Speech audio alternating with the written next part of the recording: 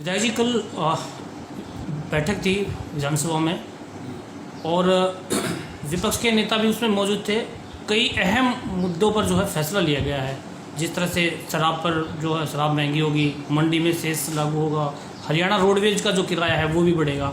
आपकी क्या प्रतिक्रिया है? देखिए, मैं कई दिनों से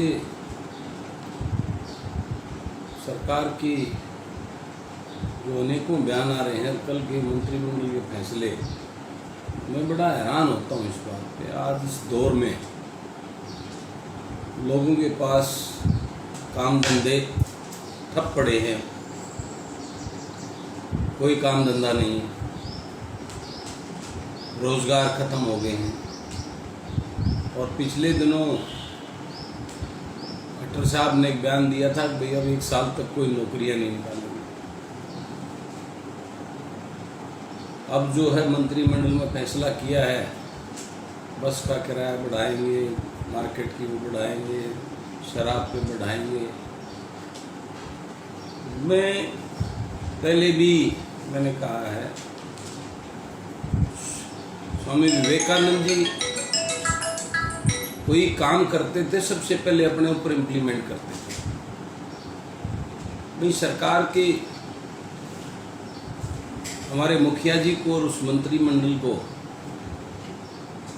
मैं उनकी याद दिलाते हुए ये कहना चाहता हूँ, सबसे पहले ये अपना त्याग तो करें।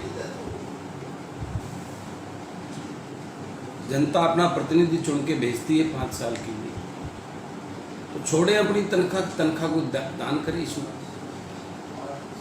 जो 6-6, 7-7 बार की पेंशनें ले रहे, मंत्रिमंडल में फैसला करके एक पारित करें एक बिल को कि 1 से ज़्यादा कोई तनख्वाह नहीं लेगा। जो बड़े बड़े ब्यूरोक्रेट्स हैं, IAS, IPS, HCS, HPS level के जो अधिकारी हैं, उनकी 6-6 महीने की तनख्वाहें दान करवाएं। और जितना ये स्वैच्छिक फंड होता है मंत्रियों का, मुख्यमंत्री जी का, उसको दान करें। फिर जाके जो सारी चीजें करने के बाद आप कह सकते हो पब्लिक से, कभी कर्मचारियों का DA, उनका महंगाई भत्ता, उनको काटने की बात हो रही है।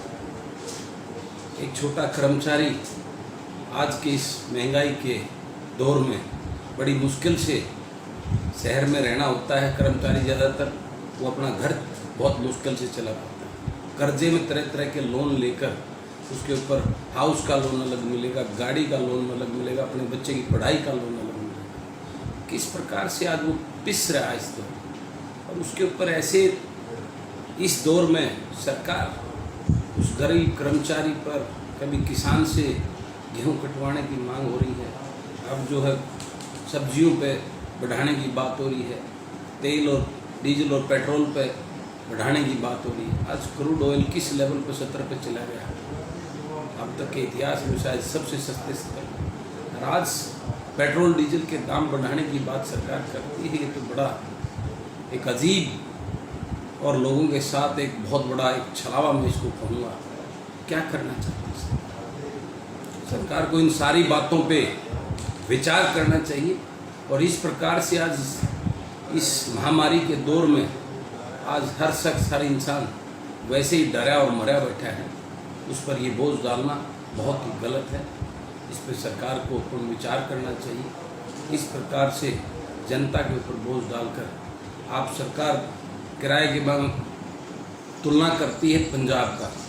पंजाब वाला वेतन दीजिए ना हरियाणा में, सारी चीज़ों में पंजाब की तुलना कीजिए आप। यानी जो कम है उसमें पंजाब की तुलना।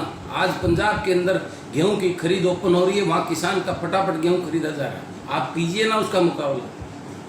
जहाँ कटौती की बात आती है तब दूसरे राज्य से कंपैरिजन किया जाता है। जहाँ दूसरे राज्यों में कोई अच्छी चीज़ें हैं उसका कंपैरिजन नहीं किया जाता। आप वेतन जो पंजाब से मिलता है, पुलिस को जो पंजाब में वेतन दिया, वो वेतन दीजिए ना हरियाणा में। हर तरीके से फिर पंजाब का कंपैरिजन कीजिए।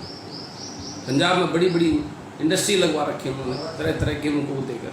आप यहाँ हमारे 2-3 स्टेट डिस्ट्रिक्ट को छोड़ के इंडस्ट्री कहाँ है? इंडस्ट्री को ले जाइए ना, रेवेन्यू बढ़ेगा। आपको कोई बात है तो बड़े बड़े उद्योगपतियों पे उन पर टैक्स लगाइए, बड़े बड़े लग्जरी टैक्स जो होते हैं उन पर लगाइए। आज ये कौन सा तरीका है? एक मंत्री के पास 4-4 विभाग हैं, उसके पास उसके घर में उसका बच्चा अलग गाड़ी यूज करता है, बेबी अलग करती है, उसका फादर अलग करता है, 4-4 5-5 गाड़ियाँ। उनको बंद कीजिए ना सबको, एक गाड़ी यूज करेगा मंत्री, कितना ही विभाग, उनके खर्चे घटाइए। मुख्यमंत्री जी को अपनी हवाई यात्राएं में कटौती करनी चाहिए कि आगे मैं यात्रा नहीं करूँगा।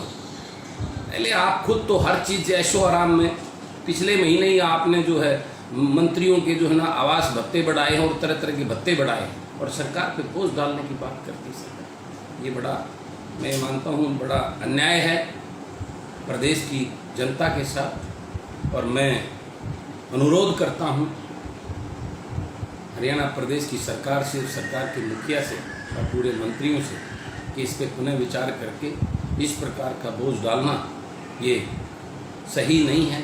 आज प्रदेश, देश वैसे ही इस महामारी कोरोना के उससे, और हर आज प्रदेश का नागरिक सरकार के साथ कंधा से कंधा मिलाकर इस लड़ाई लड़ने को तैयार है।